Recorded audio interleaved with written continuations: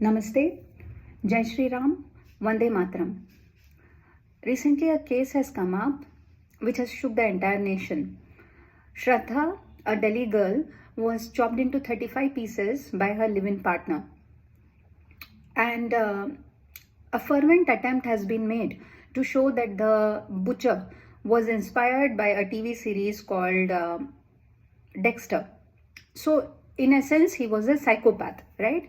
And comparisons are being drawn with a previous murder of similar kind in which the perpetrator had cut his victims into several pieces.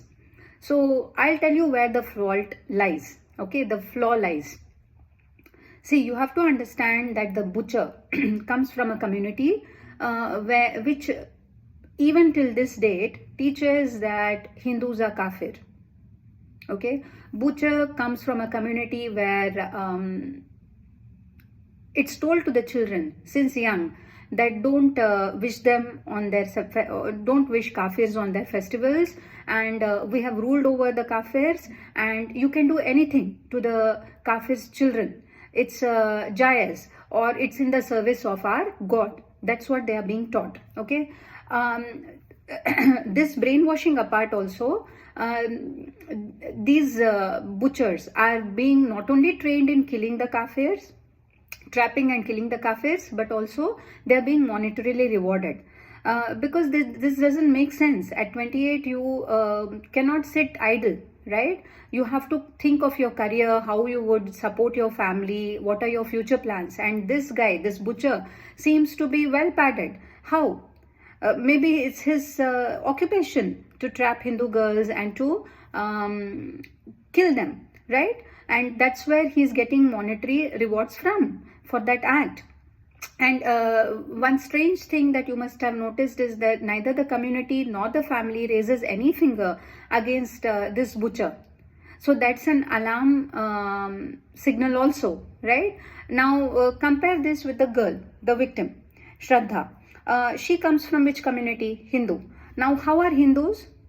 We Hindus are brainwashed people, right? We don't have a mind of our own. We have been trained in a way to treat invaders as our rulers. We have been made to forget our original history of Sanatana culture, and we have been led into believing that Gandhi was a Mahatma, and worse of everything was we were led into believing that other cults match the beauty and glory of Hinduism.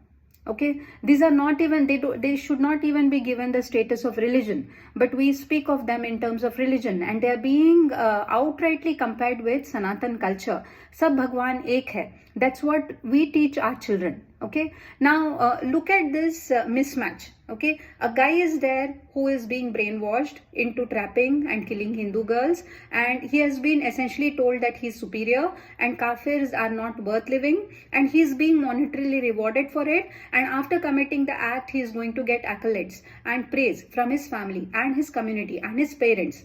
Imagine, keep this in mind. Whereas we have a girl like Shraddha, who is not even being told that, hey, there lies danger from this community to you. Okay, we have made our children so defenseless because we are putting thoughts in their mind that, hey, all religions are same. Okay, all gods are same. You should respect others. That's what we are being taught. So this is Shraddha and this is the butcher. Okay, now any match you see, you want to see a cricket match, or you want to see a tennis match, or you want to see a football match, what do you look for? You look that the opponents should be equally matched, right? You don't want a weak guy competing against a strong person, because that doesn't give you that thrill. Thrill comes when you pit people of the same status against each other, right? What is the big deal in पहले से मरा हुआ को क्या मारना, right? What is the big deal in defeating a person who is weaker than you, right? But look at this mismatch.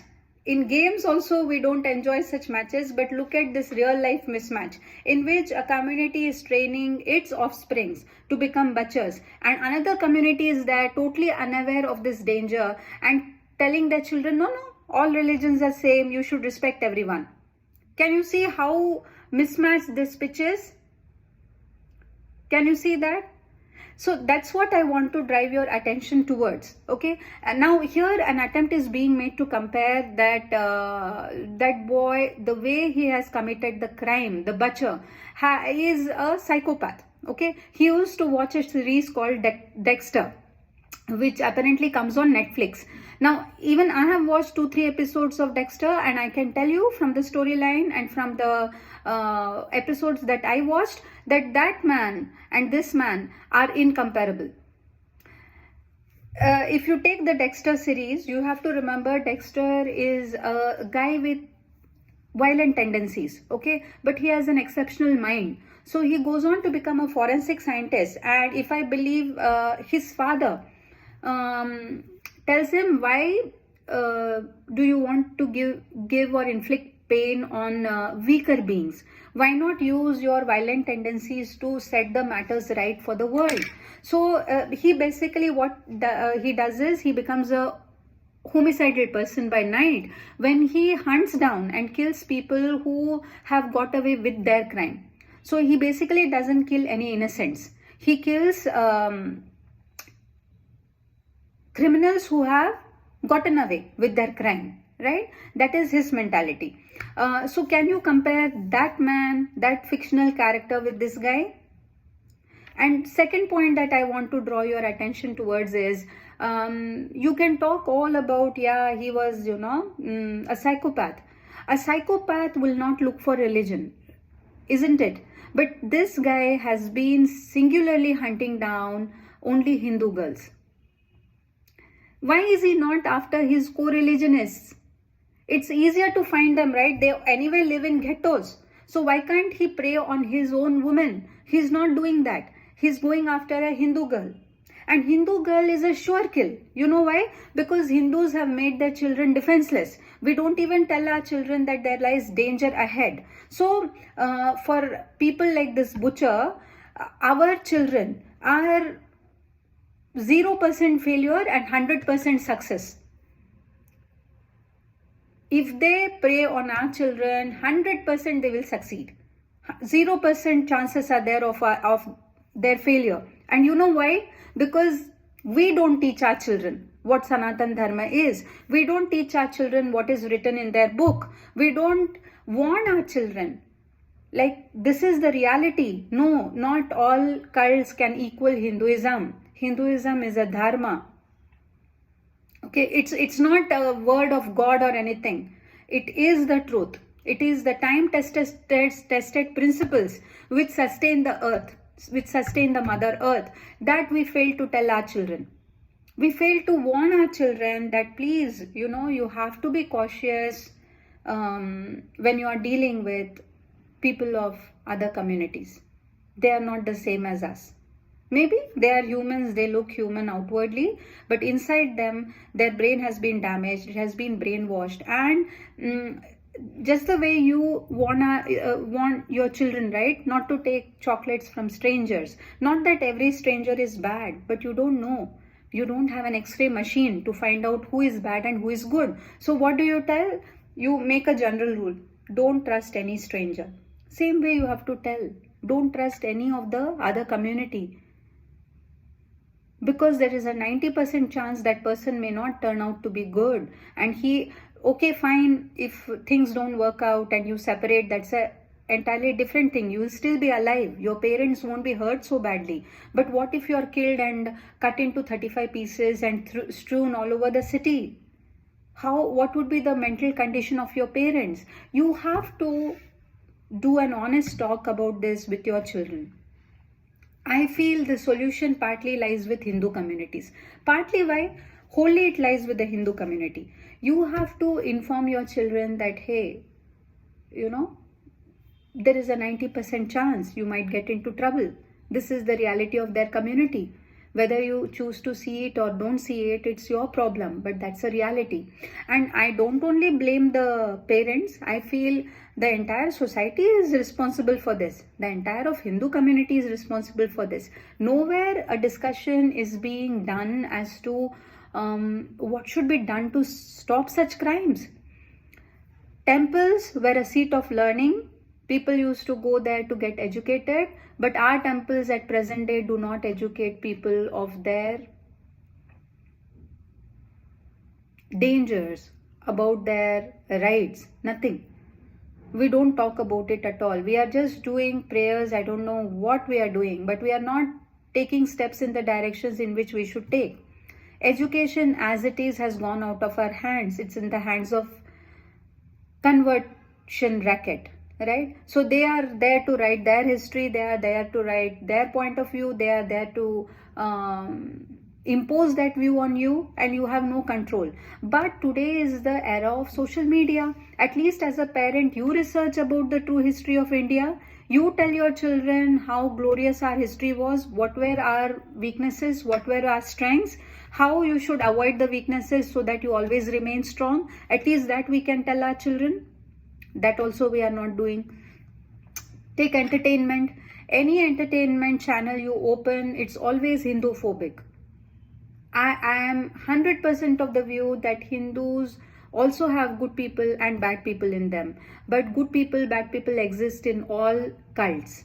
They will never show a Christian father in a bad light as a rapist. Whenever you pray in church, your prayers are answered. Whenever you pray in a dargah, your prayers are answered. But praying in front of Shiva is a waste of time, is a waste of money. That's what is being taught and fed into your children's mind. Who is to take charge of this? Until society wakes up to this necessity, you must be doing it at home. You must be telling your God is capable enough. He has put the entire power in your hands. Your karma will determine your future. We are not telling our children this. In fact, we are the first to go to Ajmer Dargah or to some stupid church. So the problem here is, I believe, in the community itself. Okay, in the Hindu community itself, because we are very mismatched in this battle, and it won't do us good by ignoring this, right? Because why every single time the victim is a Hindu? It doesn't matter whether it's a boy or a girl. Only Hindus are getting killed. Can you see the pattern? Not one single Muslim is being killed. Not even one single boy or girl from their community is getting killed. In fact, the perpetrators are from their community and they get entire police protection, and the entire media is backing them by saying that, oh, he was a psychopath, he was mentally unstable, he has a bright future, court should look at him leniently. These people are the same people who tell you don't do out of the court trials in the media rooms, but these are the same people who conduct a media trial right in front of you and dehumanize the victim and put all human qualities on the side of the perpetrator. And you look at the alarming figures. Not even a single person from their community is being targeted. It's always a Hindu. It doesn't matter whether it's a boy or a girl. It has to be a Hindu. I open a paper and I am 100% sure the victim's name would be a Hindu. The perpetrator will be of the other community. That's sure I am. And that's sure you should be. And that's where the alarm bells should start ringing for you. You should start thinking why? Why we are always at the receiving end? Where are we failing as community? We are part of community, right? As parents, it's our job to inform our children what are the dangers ahead. So much planning we do for their education. Okay, tomorrow they should be safe career-wise. We feed them all the proteins and nutrients and we ensure that they are bodily, physically healthy. What are we putting in their brains? Aren't we informing them of the dangers? The real threats that exist before them? Is this a new thing to us? In Pakistan, in erstwhile India, which is now a Pakistan, in erstwhile Bharat, which is now Afghanistan, Hindus were a majority community. Hindus had everything you can desire for. They had big bungalows, they had big flourishing businesses, beautiful wives, beautiful children. They had to leave all that and come running like refugees to what is now Bharat, left of Bharat. Those who could not make it had to commit mass suicide. Those who could not run away nor could they take their lives were degraded to a impoverished minority. They live in such deplorable condition, and that too in constant fear. constant fear. Their children can be picked up anytime. They can be cut into pieces just on the accusation of blasphemy. Their daughters are being raped by the entire villages and thrown. Their body is thrown like that. As a community, when you are facing an existential threat, you can't say, I am helpless. You have to stand up to the challenge. You have to inform your children where the danger is, and you have to ensure them in a way. This is the fate, please wake up. नहीं, मेरा अब्दुल अलग नहीं है. अब्दुल और क्या कहते हैं उसको, अब्दुल का कोई कंपैरिजन नहीं है हिंदू धर्म से. न रमजान में राम को ढूंढो, न दिवाली में अली को ढूंढो. प्लीज ऐसे सब बकवास करना छोड़ दो. Stop doing this right now. This is the need of the hour. Inform your children. Don't blame them. क्यों गई? अरे क्यों गई? क्योंकि उसका ब्रेन वॉश्ड है. If she had known of the danger, if you had been talking to her about the dangers that lie ahead of her, if she gets into a relationship with the person from another community, then she would definitely not go. Even if she goes, then at least you can be guilt free कि भाई मैंने मेरा काम किया. But you are not doing either, and you expect children to know about the dangers that lie ahead of them. In all other fields, you are excellent parents, but in areas where you need to focus, you're not focusing. Just because why you're worried? Because you might hurt the other community's sentiments. Here your own children are losing their lives. That doesn't matter to you? I'm sorry, that's a very skewed view of the problem. Jai